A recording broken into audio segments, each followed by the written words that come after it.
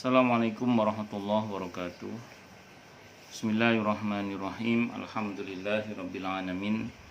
Wa bihi nasta'inu ala umurid dunya waddin. Wassalatu wassalamu ala asyrafil anbiya'i wal mursalin. Sayyidina wa habibina wa syafi'ina wa qurrati ayunina wa maulana Muhammadin wa ala alihi wa ashabihi wa dzurriyyatihi ajma'in, amma ba'du. Asyhadu an la ilaha illallah wa asyhadu anna Muhammadar Rasulullah wa ufawwidu amri ilallah innallaha basyirum bil ibad. Hasbiyallahu la ilaha illa huwa alaihi tawakkaltu wa huwa rabbul arsyil azim. Qala Allah ta'ala fi kitabihil karim hikayatan an nabiyillahi Musa alaihi salam. Rabbi syrah li sadri wa yassir li amri wahlul 'uqdatam min lisani yafqahu qawli. Para alim, para asatidah, para ibu-ibu sekalian, hafizani wa hafizakunallah.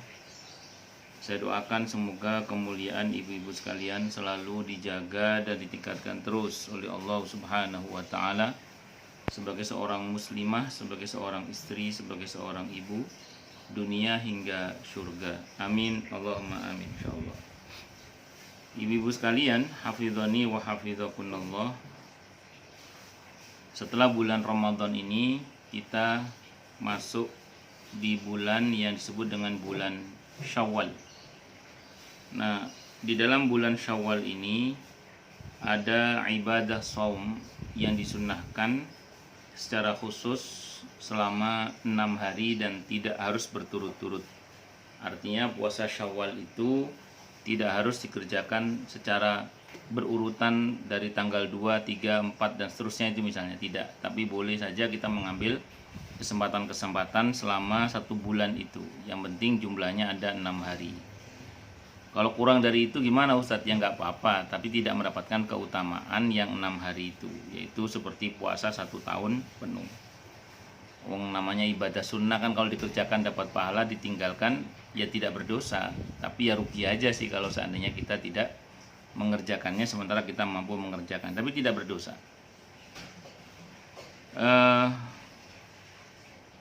Yang seringkali menjadi problem terutama bagi kaum wanita ya, terutama wanita yang masih aktif masa menstruasinya, itu seringkali bertanya, Ustadz, lebih dulu mana yang lebih kita dahulukan, apakah puasa Syawal dulu yang 6 hari itu atau puasa qadha ganti puasa? Saya tidak bisa memungkiri bahwa di kalangan para ustadz, para ustadzah juga itu ada perbedaan pandangan dalam masalah ini. Pendapat yang pertama mengatakan bahwa Syawal itu waktunya terbatas, sehingga kemudian kita harus mendahulukan Syawal. Sementara kalau qadha itu bisa sampai Sya'ban nanti sebelum Ramadan. Ini nampaknya dirujuk kepada apa yang pernah dilakukan oleh Siti Aisyah radhiyallahu anha, di mana beliau pernah mengqadha puasa Ramadan itu sampai bulan Sya'ban. Tentu Siti Aisyah radhiyallahu anha nggak mungkin karena malas, tapi karena kesibukan beliau baru bisa mengqadha Ramadan itu di bulan Sya'ban.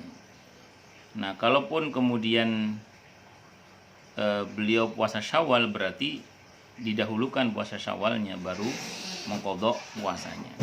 Ini pendapat yang pertama. Pendapat yang kedua mengatakan kalau ada yang wajib dengan yang sunnah, maka dahulukanlah yang wajib. Jadi kalau ada yang wajib dan ada yang sunnah, maka dahulukanlah yang wajib. Alasan atau istidlalnya, pengambilan dalilnya itu sederhana saja sebenarnya. Oke lah, memang masa ganti qadha itu adalah 1 tahun. Saya ulang ya, masa ganti qadha itu memang 1 tahun. Tapi yang menjadi persoalan adalah dengan kita tidak mengqadha berarti kita punya hutang puasa. Iya, kalau umur kita sampai Ramadan yang akan datang, sehingga kita bisa selesai membayar qadha puasa tersebut. Kan ajal tidak ada yang tahu. Lalu bagaimana kalau seandainya seseorang itu mati dalam keadaan belum membayar hutang puasanya, padahal sudah selesai sunnahnya? Ini yang dipakai oleh hujjah oleh para ulama tentang agar menyelesaikan fardunya dulu, mengkodok puasa wajibnya dulu, baru puasa sunnah.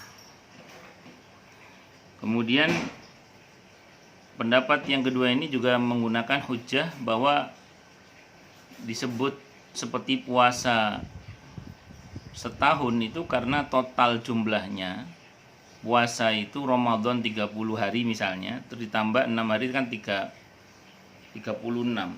Sementara kebaikan itu secara umum dikalikan 10, berarti 360. Lah kalau Ramadannya masih cacat karena ada yang kurang, terus tambah 6 hari, berarti jumlahnya kan tidak 36. Sehingga kalau dikalikan 10 juga tidak mencapai angka 360. Maka kemudian tidak bisa mendapatkan keutamaan puasa seperti 1 tahun itu. Tapi ya inilah fakta pendapat ya. Kita tidak boleh berkata, wah itu pendapat yang kedua itu menggunakan perasaan, tidak boleh. Karena masing-masing memiliki hujah atau dasarnya masing-masing. Jadi kalau menurut saya dipilih sajalah. Cuma kalau Anda nanya saya termasuk yang berpendapat yang kedua. Jadi dahulukan yang wajib, baru kemudian kerjakan yang sunnah. Alasan sederhananya adalah, saya ulang ini bukan pakai perasaan, tapi hujjah istidlalnya begitu. Yaitu kita tidak tahu ajal kita itu. Karena jangan sampai kemudian kita mati dalam keadaan sudah mengerjakan yang sunnah, tapi yang wajib belum kita selesaikan. Karena itu berarti kita punya hutang. A'udzubillahi minasyaitonir rajim. Para jamaah sekalian, hafizani wa hafizakumullah. Ibu-ibu sekalian, hafizani wa hafizakumullah. Diriwayatkan ini mengenai puasa Syawal ini diriwayatkan oleh jamaah ahli hadis, sekelompok ahli hadis, kecuali Al-Bukhari dan An-Nasai rahimahumullah rahmatan wasi'atan, dari Abu Ayyub Al-Ansari radhiyallahu an, bahwa Nabi kita Muhammad sallallahu alaihi wasallam bersabda. Apa sabdanya? Man shoma ramadhana thumma atba'ahu sittan min Syawal faka'annama shoma ad-dahra. Jadi barang siapa yang berpuasa pada bulan Ramadan lalu diiringinya dengan 6 hari bulan Syawal, di bulan Syawal puasa juga 6 hari itu dan tidak harus berturut-turut, maka seolah-olah ia telah berpuasa sepanjang masa 1 tahun maksudnya. Jadi sepanjang masa atau 1 tahun itu. Ini bagi orang yang berpuasa Ramadan setiap tahun, berkata ulama, kebajikan itu diberi ganjaran 10 kali lipat. Maka sebulan Ramadan jadi 10 bulan ditambah 6 hari menjadi 2 bulan. Berarti berapa? Total menjadi berapa? Totalnya menjadi 12 bulan itu. Ini pendapat sebagian para ulama. Yang menarik adalah setelah Nabi mengatakan siapa yang puasa Ramadan kemudian diikutinya dengan 6 hari, itu Nabi menggunakan kata kemudian. Kemudian itu bahasa Arabnya summa. Kalau kita pernah belajar bahasa Arab, summa sama fa itu beda. Kalau fa itu makal, kalau fa itu berarti langsung, kalau summa itu berarti ada jarak. Jadi rupanya Nabi menginginkan agar ada jarak. Nah, jarak yang dimaksud itu apa? Begini, kan begitu selesai Ramadan masuk tanggal 1 Syawal. Nah, 1 Syawal itu tidak boleh puasa kita. Kenapa? Karena itu Idul Fitri. Idul Fitri. Makanya Nabi menggunakan kata summa, nggak boleh langsung Syawal langsung puasa Syawal, tidak boleh, haram kita puasa pada tanggal 1 Syawal itu. Berdosa kita kalau puasa pada tanggal 1 Syawal itu. Nah, ada orang yang kemudian tanggal 2-nya baru berpuasa. Boleh, boleh. Sunnah, sunnah. Karena sudah ada jarak 1 hari tadi itu. Berarti nggak langsung namanya. Nah,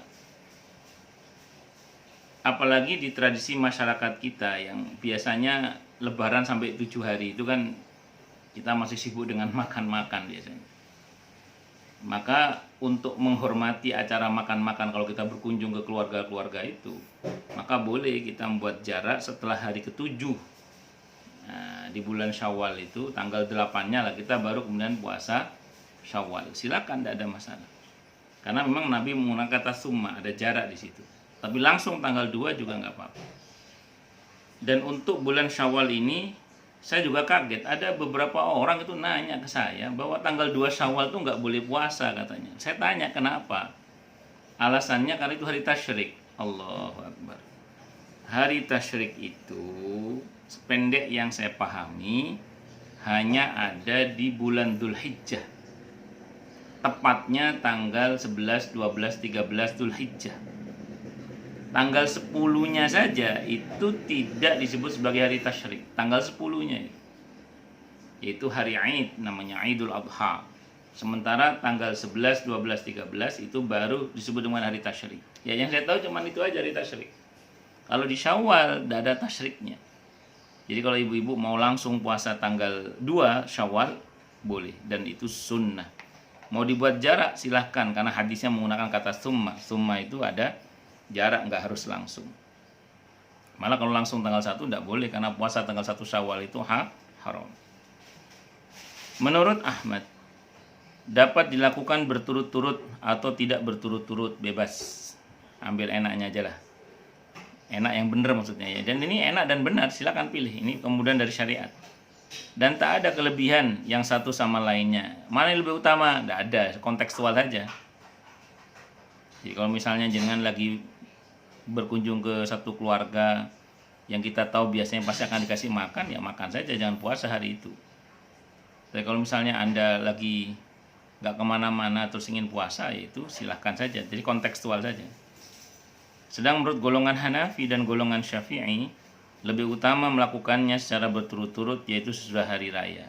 Di tanggal 2 langsung tadi itu saya bilang tadi. Ya, yang penting 1 Syawal harus tidak puasa. Karena 1 Syawal itu Idul Fitri dan haram kita berpuasa. Wallahu a'lam bishawab.